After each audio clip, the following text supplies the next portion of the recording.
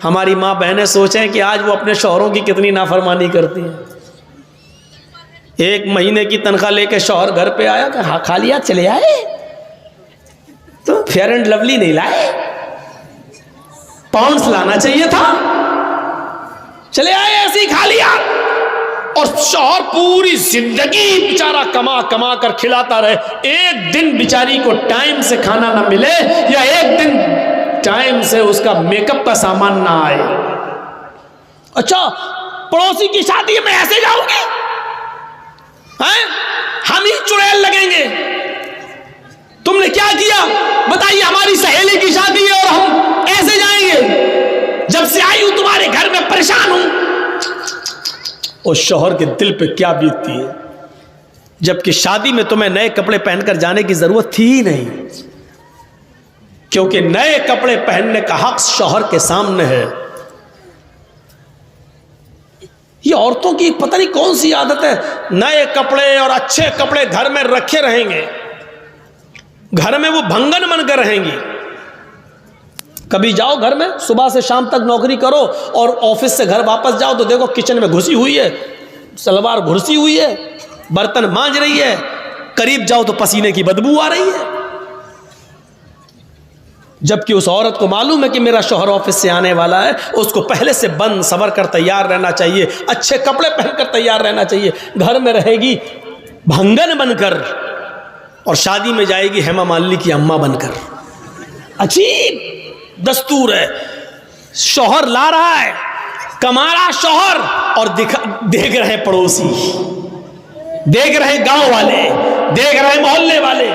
یہ عجیب سسٹم ہے, عجیب سسٹم. ہماری ماں بہنوں کو اس سسٹم کو بدلنا پڑے گا, اس سسٹم کو بدلنا پڑے گا, سیکھنا پڑے گا حضرت ام سلیم سے. حضرت ابو طلحہ کا بیٹا, اے بیٹا کیا ہو گیا,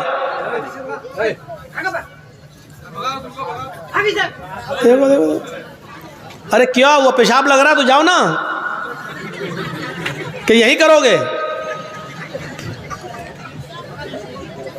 جاؤ جاؤ, شادی ہو گئی تمہاری, تب کس لیے جا رہے ہو یار. کوئی بڑا آدمی جائے تو چلو شادی شدہ ہے جا رہا ہے, گھر آرڈر نہیں ہوگا بیوی کا, یہ بیچارہ بچہ جا کے کیا کرے گا, اور جا رہا تو آیا کیوں.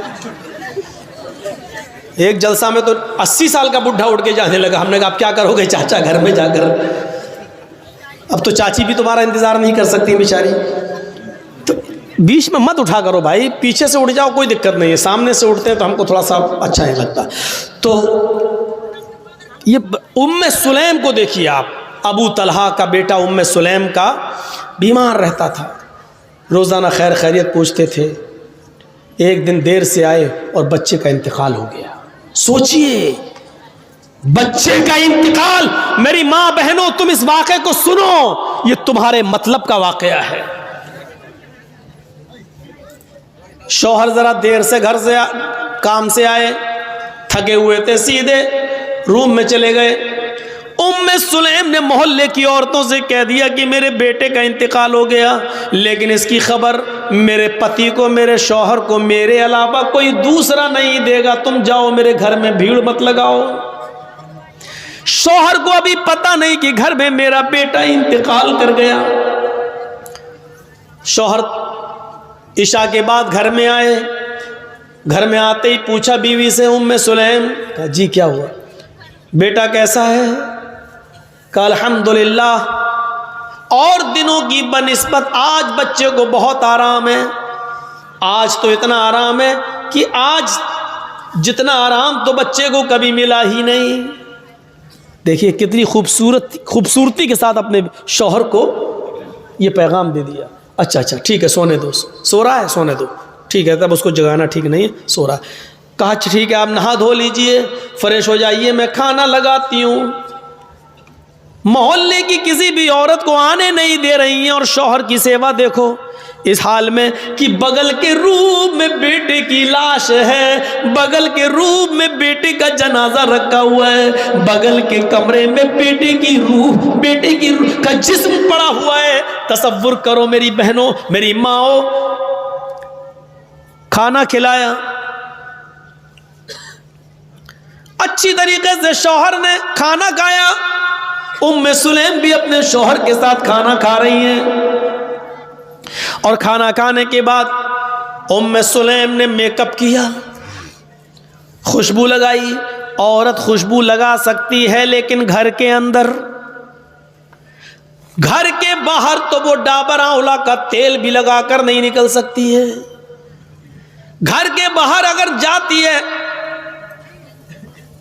تو میک اپ تو بہت دور کی بات، خوشبو اور پرفیوم تو بہت دور کی بات، خوشبودار کوئی چیز بھی استعمال نہیں کر سکتی ہے۔ اگر کسی تیل میں سینٹ آتا ہے، خوشبو آتی ہے، تو وہ تیل بھی لگا کر گھر سے باہر نہیں نکل سکتی ہے۔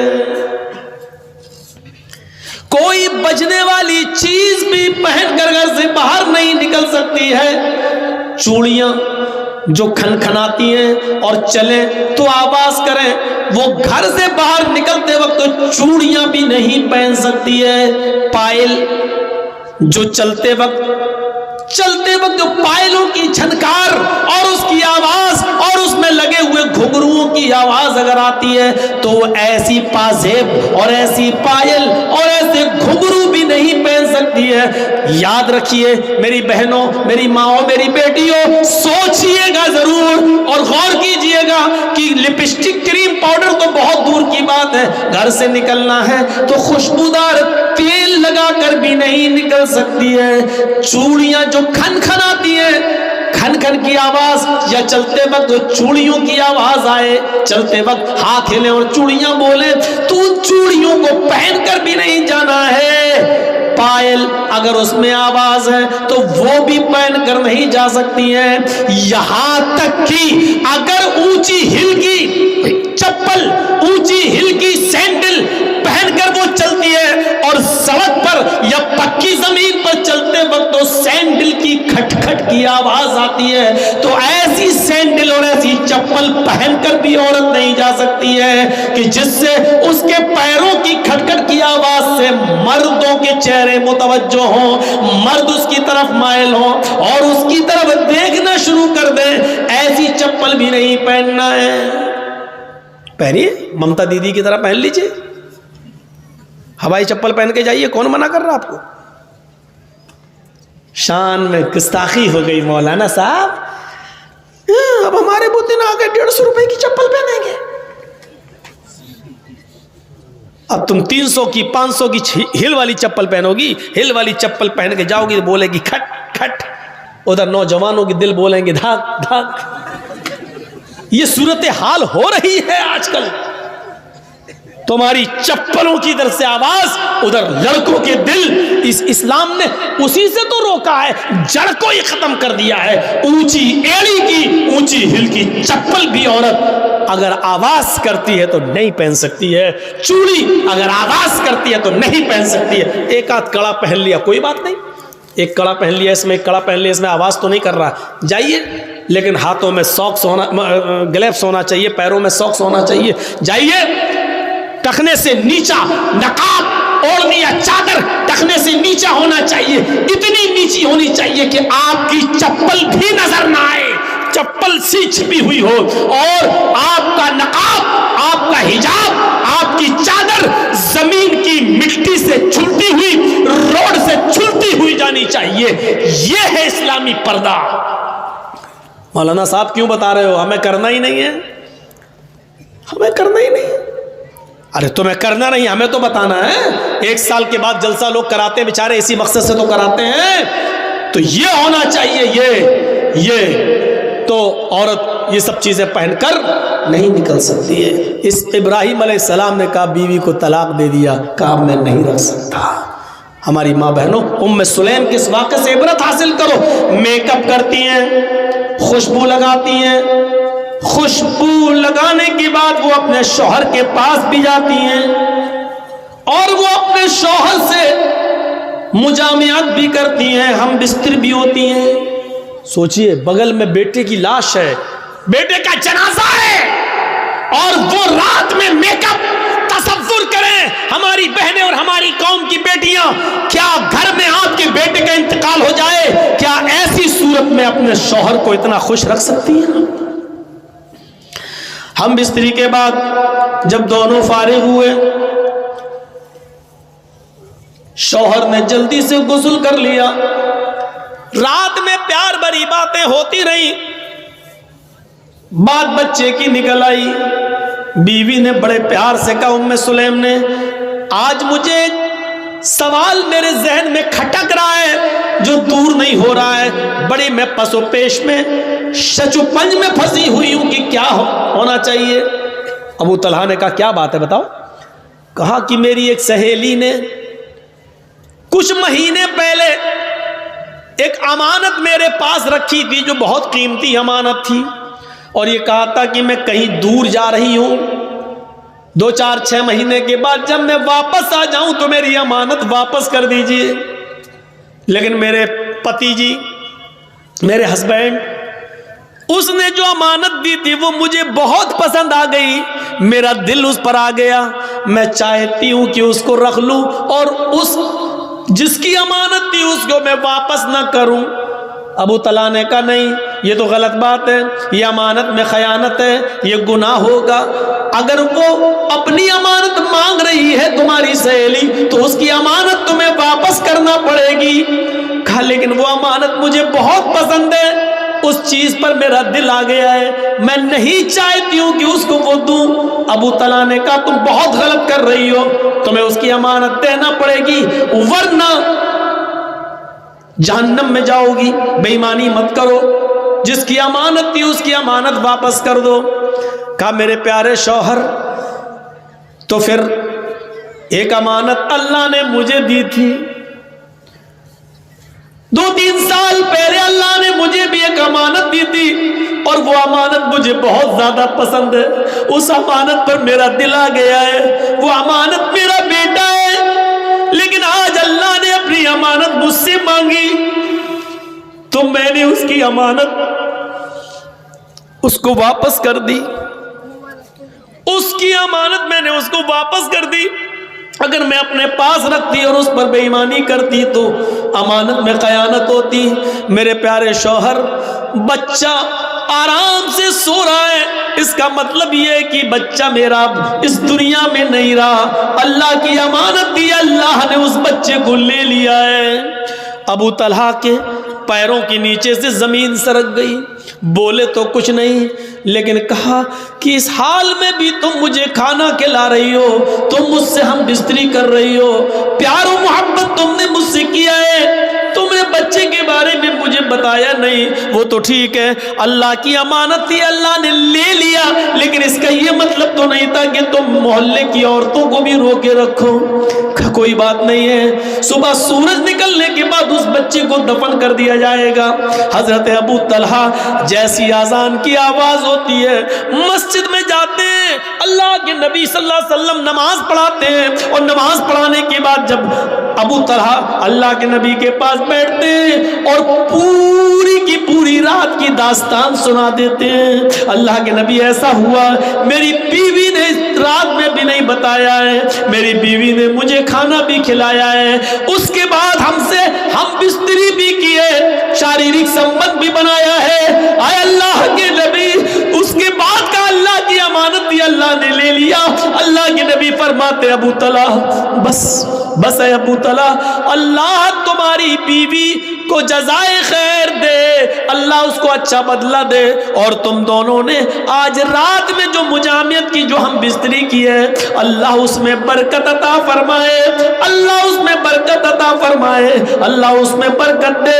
اسی دن کی مجامعت اور ہم بستری سے حضرت ام سلیم کو حمل ٹھہرا ہے، اسی ام سلیم کو حمل ٹھہرا ہے، اور اسی ابو طلحہ کو ام سلیم سے اسی دن حمل ٹھہرا ہے، اور پھر 9 مہینے کے بعد بچہ پیدا ہوتا ہے۔ اس بچے کا نام انس رکھا جاتا ہے، اس بچے کا نام انس رکھا جاتا ہے۔ اللہ کے نبی جب یہ بچہ پیدا ہوا تو سب سے پہلے اللہ کے نبی نے کھجور اپنے منہ میں چبایا، اور چبایا ہوا کھجور نکالا اور اپنی انگلی سے نکال کر حضرت انس کے منہ میں ڈالا اور دعا کی، اے اللہ، حضرت انس کے مال میں اور اس کی اولاد میں برکت عطا فرما، اس کی میں برکت عطا فرما, ان کے مال میں اور ان کی اولاد میں برکت عطا فرما.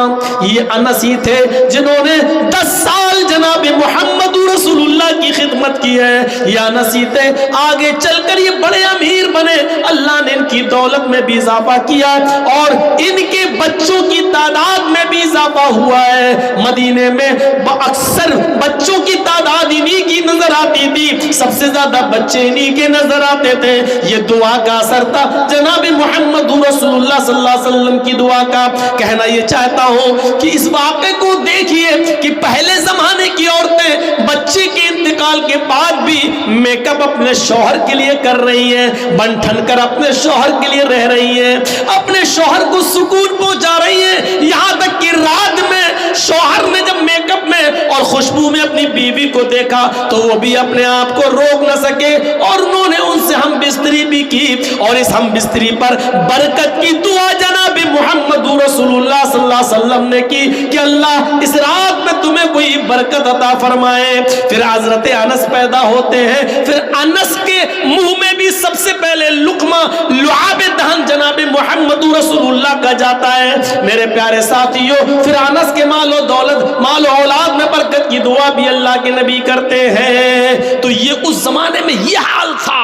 وَلَا تَوْقَنَّ وَالِدَيْكَ وَإِنْ أَمَرَاكَ أَن تَخْرُجَ مِنْ أَهْلِكَ وَمَالِكَ. اپنے والدین کی نافرمانی مت کرنا, اگرچہ وہ دونوں تمہیں حکم دیں کہ ان کے گھر سے نکل جاؤ, اپنے بیوی بچوں کو چھوڑ دو, مال و دولت کو چھوڑ دو, تب بھی ان کی نافرمانی مت کرنا. وَلَا تَتْرُكَنَّ صَلَاةً مَكْتُوبَةً مُتَعَمِّدًا.